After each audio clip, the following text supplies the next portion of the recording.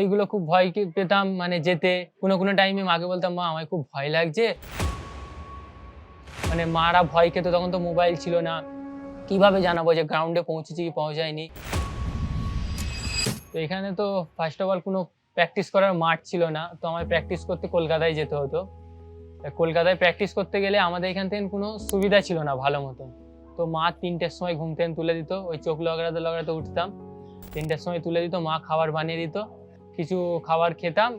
খাওয়ার পর কিছু ব্যাগে প্যাক করে দিত মা। ওইখান থেকে ভোরের বেলায় সাইকেল চাইলে ভয় লাগতো বলে মা লাইট মারতো রাস্তায়। অন্ধকার। তো ওইখান থেকে হেঁটে যেতাম আমাদের এই সামনেই সিংজোর জায়গা বলে, ওখানে ম্যাজিক ছাড়তো। ওইখানে ম্যাজিকে বসতাম। ওইখান থেকে যেতাম হচ্ছে ডানকুনি। ওইখান থেকে ৪০ মিনিট আধা ঘন্টা লাগতো। এবার ডানকুনি থেকে ফের ওইখান থেকে হেঁটে যেতাম স্টেশন। স্টেশন থেকে ট্রেন ধরতাম। ট্রেন ধরে যেতাম হচ্ছে হাওড়া। হাওড়া থেকে বাস ধরে যেতাম হচ্ছে তোমার এসপ্ল্যানেড। এবার ওইখান থেকে হেঁটে গ্রাউন্ডে যেতাম।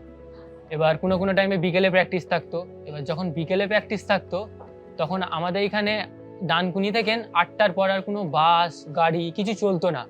এবার তখন কি করব, এবার কোনো টাইমে বন্ধুর বাড়ি থেকে যেতে হতো। বাড়িতে বাবা সবসময় অ্যাভেলেবেল থাকতো না, বন্ধুর বাড়ি থেকে যেতে হতো। তখন মানে খারাপ লাগতো, কষ্ট লাগতো যে কিভাবে বাড়ি যাবো, ভয় লাগতো, ছোট ছিলাম। এবার বাড়িতে মা বাবা যেহেতু বাবা বাইরে থাকতো, বাবা তখন বলতো এক কাজ কর, কোনো বন্ধুকে বল।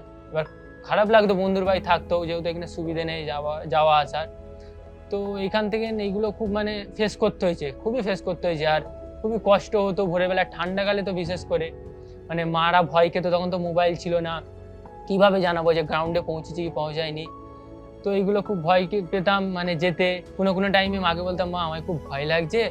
মা কি করতো, ভোরের বেলায় মা বাড়ি থেকে বেরোয় না, তাও মা আমার জন্যে এই সামান্য আমাদের এখানে একটা জায়গা আছে, ওখানে ছেড়ে দিয়ে আসতো। ওইখান থেকে গাড়ি চলাচল করতো।